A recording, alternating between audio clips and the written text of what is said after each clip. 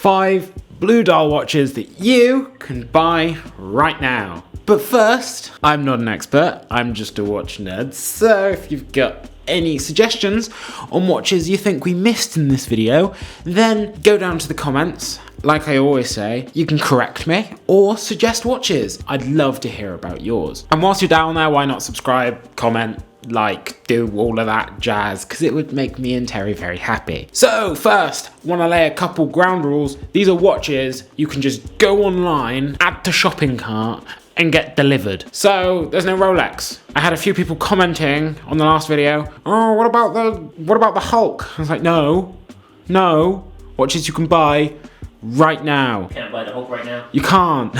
In fact, you can't buy the Hulk new at all because they don't make it anymore. I believe it's currently the Starbucks they make. So these are dark blue dial watches. You'll very quickly get to figure what color they are. Not ice blue. We might do a separate ice blue video in the future, but these are dark blue. So choice number 1. I got rinsed in the last video for not including Tag Heuer. So I wanted to include a Tag Heuer, and there was only one choice for me. I've talked about it a few times in the past, and that is the Tag Heuer Carrera chronograph 39mm. It's sort of a unicorn size, it's beautiful. The date is at a great place because it's at 6 o'clock, as opposed to the black model where I think is at 12 o'clock, which is just a bit poo. And it's just a great watch. It's great looking. It's quite a lot of money for a tag at £5,600, but I think it's quite spectacular. It's lovely, got a beautiful dial. I'm not sure what else I can really say about it. Lovely automatic movement. The leather strap is lovely with a lovely fold over clasp, as it should be for that price. And it's got an 80-hour power reserve. I like the Carrera line. It's my favorite thing that Tag Heuer does.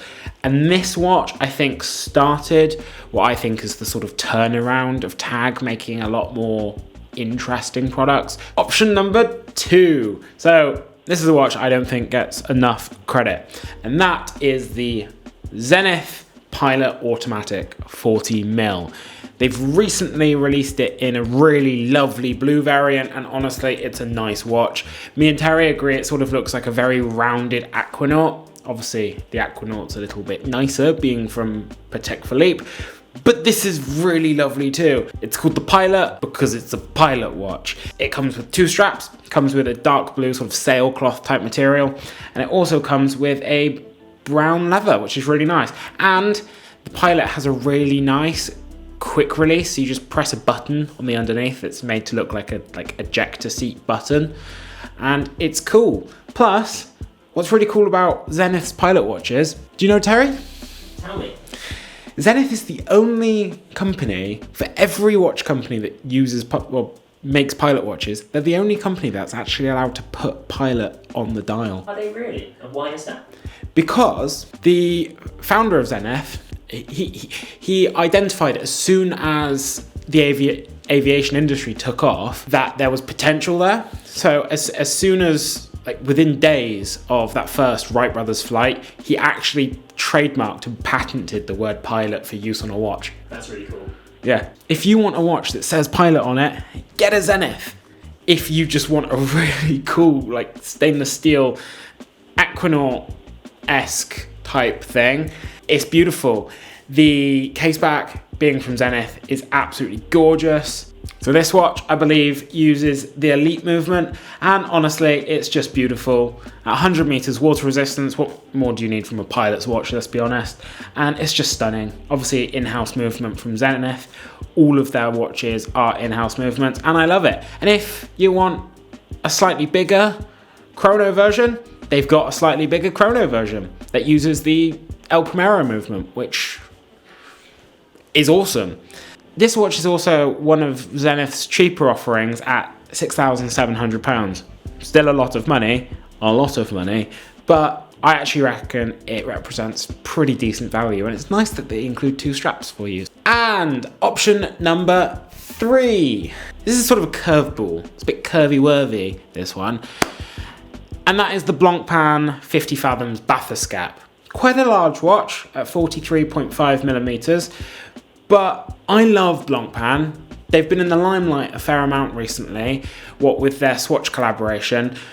But the bathyscaphe, I still don't think it gets enough love. It's a beautiful contemporary design, and I think this one's one of my favourites. And I'll tell you for why. So, first of all, it's a beautiful colour. That dial, it's very dark blue, sort of sunbursty. The case, ceramic. Beautiful sailcloth strap, stunning. Not only an expected 300 meters of water resistance for a dive watch. Terry, guess the power reserve. How many hours it can run for? 50 hours? More. 70. More. 100? More. No. Yeah. 200. 120 hour power reserve. That's impressive. On this watch, featuring the Caliber 1315. It's a stunning watch, it's beautiful. Terry, throw up a picture of the case back because I love that rotor-weight design. It is stunning. It's a solid 18 karat gold, white gold rotor-weight. It's a stunning case back. Obviously the Blancpain is going to be a lot of money. It's £11,900. Don't really need to say more than that. I love it. Ceramic case, dive watch. Blancpain, I love you. I love you a lot. Mwah. You're a good company. Option number 4. I'm obviously going to talk about JLC in this video.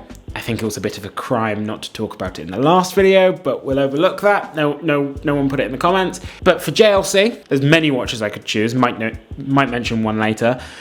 But for JLC, my choice, because I think it's a bit overlooked compared to the Reverso. I love the Reverso, don't get me wrong, but I have chosen the Master Ultra Thin Moon 39mm. So the JLC Master Ultra Thin Moon is a bit of a grail watch for me. I remember when I was first getting into watches, or I'd been into watches for a few years, trying one on at Harrods, and it just stuck with me. I literally tried on this exact watch as well. In the blue dial, it's a beautiful, beautiful sunburst dial. The moon phase is stunningly applied. The date display circling the moon phase is just incredible. I love the indented second track as well. It's just beautiful. It wears beautifully. I love the steel version. If I had the money, I'd get like yellow gold, but steel blue dial is stunning for me. It's even got an 8-year warranty on this watch, which is insane. 50 meters water resistant, you don't really need more. But then you look at the case back and you just realize, this watch, the rotor-weight, it's a skeletonized gold rotor-weight and it's stunning. How much for this watch? Terry, want to guess? 8,000? 11,400. So it's definitely one of the more expensive watches we're going to talk about on this list. I think it's the second most expensive after the Blancpain. So you're getting into some sort of high horology stuff, but beautiful watch. I would get one in a heartbeat if I had the money. JLC, the watchmaker's watchmaker. I'm not going to try and say the name. Fine, I will. Jaeger-lecoultre. Jaeger-lecoultre. Moving on. And choice number 5. I was picked up for not including this particular model, this particular piece, in our green dial video. I chose a different watch from this brand. So, my 5th choice is the glashutte Original 70s chronograph. I love this watch, it's stunning. Unfortunately, have never had the pleasure of seeing one in person, unlike all the other watches on this list, but it's stunning. Everything I see of it just looks lovely. I love that big German date window at the bottom. It's very Langensäure-esque. And that, oh my God, I love a square watch as well, and this is a square watch with an integrated bracelet design. It's stunning. I love it. And I was wrong when I said the Blancpain was the most expensive watch in this video. I was wrong because I forgot about the Glashutte Original. So the Glashutte Original is 12,700 British poundy rounds. I don't mind being wrong. You're just keeping the views on their toes. Yeah, I'm just keeping you on your toes. Is he gonna chat bull crap now? Maybe, but he might correct it later on, so yeah, beautiful watch, Glashutte Original. I've not seen a watch of theirs that I dislike. I love their design language. I think they're stunning. So that's choice number 5. Terry, what do you think of my choices? I think they're very nice choices. I think the Carrera is a lovely blue watch. I think the Carrera is lovely as well. That's not all the watches I want to talk about. There's a couple honourable mentions I just want to throw out there. guys and gals. Number one, I alluded to it earlier, but it's the JLC Reverso, particularly the Tribute Duo Face reference Q3988482. It's stunning. If that was on the list, that would be the most expensive watch on the list because it's £100 more than the glashutte original at £12,800, but it's stunning. And also, I think Reverso, they get so much love, but I genuinely think they're one of the best fidget toys out there. Just fiddling with your watch, turning the face over. And the Duo Face, if you can afford it, is so cool because how many faces does it have, Terry? 2. 2 faces. It's got 2 faces. It's got 2 2 faces, okay? I'm allowed to do that because I'm not doing audio that will trigger YouTube algorithm. But yeah, JLC, Reverso, Tribute Moon Phase. And also another watch I talked about, or another brand I talked about in the last video, but haven't talked about yet in this video, but I love talking about them because it's my favorite company. As I talked about in the last video we released, the 5 reasons why you need a Seiko in your collection, go watch it. It's the Grand Seiko Sewer Lake Titanium Spring Drive 40mm. It's stunning. It's got Grand Seiko's insane spring drive movement with rated to 15 seconds a month accuracy, except this one has been pumped up. So it's got 120 hours power reserve, just like that Blancpain we were talking about. But it's insane. It's based on their Evolution 9 collection, so it's a 40mm watch, but it's just beautiful. Lots of people say that they don't like when Grand Seiko does titanium watches because their bracelets are a bit rattly, but all brands have a rattly titanium bracelets if they're in titanium. It's one of the downsides of titanium. But this watch is beautiful. Like, that dial literally looks like you're looking at the ocean from a plane, and it's like, wow. But yeah, so obviously that was 5 blue dial watches that you can go out and buy right now, and a couple honourable mentions. So don't at me about not including Rolex or Patek Philippe.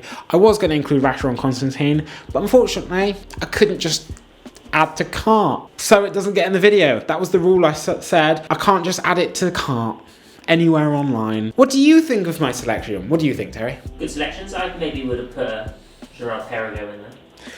Yeah, but the only Gerard-Perregaux I would have wanted to talk about really is the Laureato. You like that watch? We love the Laureato, but I talked about the green dial Laureato in the last video, and I didn't want this video to just be a copy and paste of the same watches, but in blue rather than green. Otherwise it would have been blue dial Speedmaster 57, blue dial Santos, blue dial Laureato. Like, that wouldn't have been very interesting, would it? No. So I tried to mix it up a bit. Those are all great watches though. The blue dial 57 is Speedmaster 57, that is. But if you enjoyed this video, go down in the comments, tell me what is your favourite watch. And whilst you're down there, like, subscribe, ding that bell icon so you never miss a video, and most of all, watch yourselves.